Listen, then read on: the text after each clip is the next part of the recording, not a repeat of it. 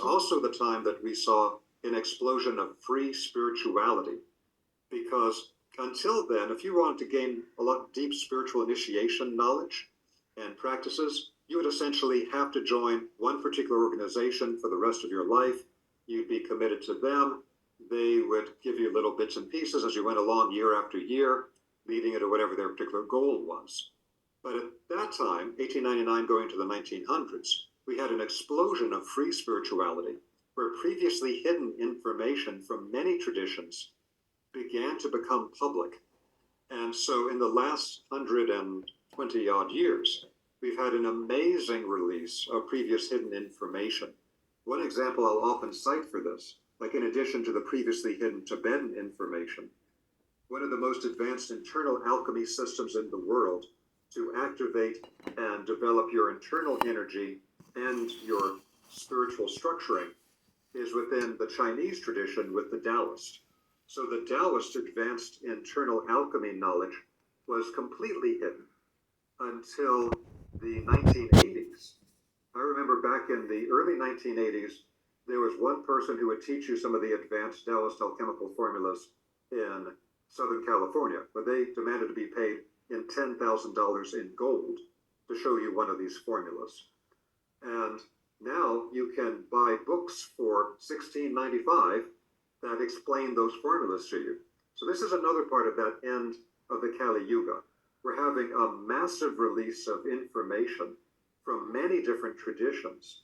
But the problem is it's coming out in a type of broken, piecemeal, fragmentary form. And so for people who are on this independent spiritual path, which is in a growing number of people who are willing to learn from any direction, but they have to have enough knowledge and understanding to put the fragments together into a workable path that actually leads to a structuring of a subtle body and a core spiritual development that becomes stable and that they can take with them through the gate of death into the next incarnation instead of just being transitory. So tying these pieces together, we're at a particular stage that from the Yuga perspective is moving from the Dark Age toward time of light, and from the precession of the equinox cycle is moving from the Piscean age into the Aquarian age. So either way you look at it, there's a type of new alchemical structuring happening.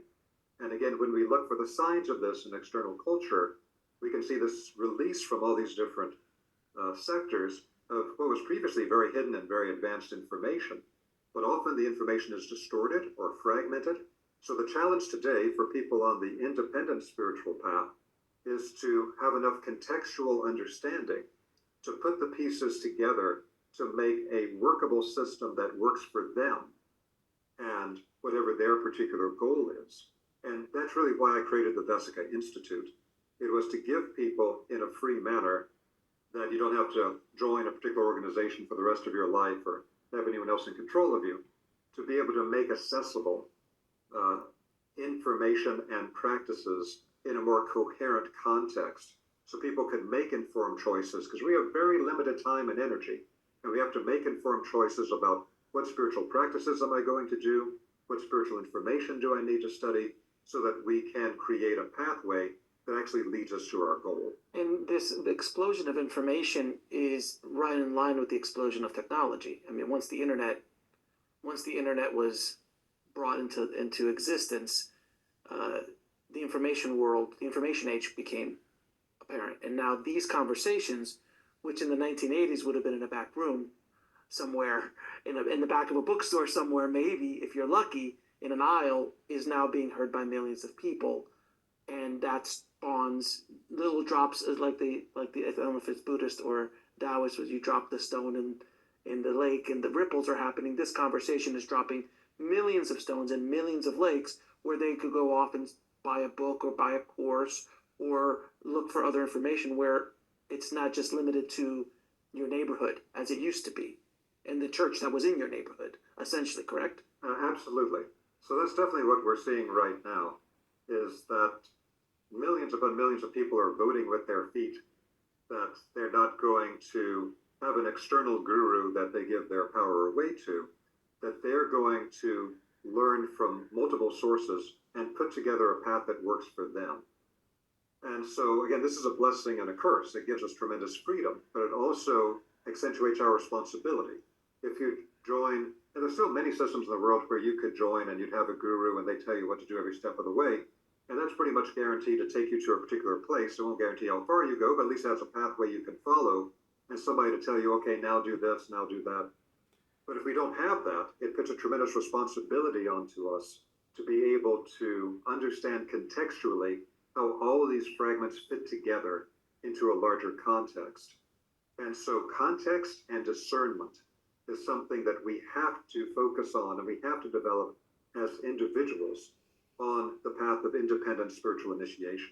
Is this why people are leaving organized religions in such droves as they used to? I'm a recovering Catholic, so I can say these things. But a lot of these established, powerful organizations throughout history have been losing power every year, and it seems to be much more rapid now than it ever been. I mean, I remember growing up in the '80s, and I went to Catholic school and everything like that, and it was still they were still strong. They were still pretty. Catholic Church was still pretty powerful, but to where it is today, in just a very short, minuscule amount of time in the history of the Catholic Church, it has lost a tremendous amount of power.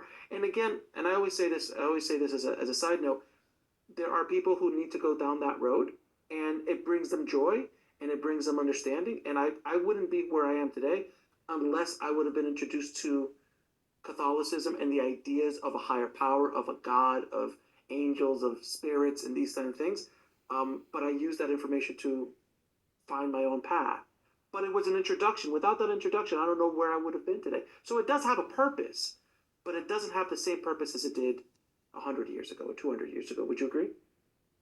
Absolutely. So one thing that we're just seeing empirically out in the world today is that whatever tradition it is, there's going to be certain strengths of that tradition, certain things that they're strong on, and that they'll impart to the people in that tradition, whether it's a type of self-discipline or a type of spiritual practice they can do, or whatever it might be. Maybe it's a community that they can have as a supportive community. It could be any number of things. But what we're seeing with this expansion today toward independent spirituality is that in many cases, things that were extremely corrupt in these systems for a long time and very hidden and tolerated by the leadership of these organizations is getting revealed. And once you see the level of corruption, then it becomes hard to give all of your power away to such an organization from that power on. And then it becomes a thing of, well, what is of value within that particular tradition? Because it's not a matter of throwing the baby out with the bathwater. There's all kinds of things that are in there that have validity and may be quite important. So again, contextual knowledge is very important.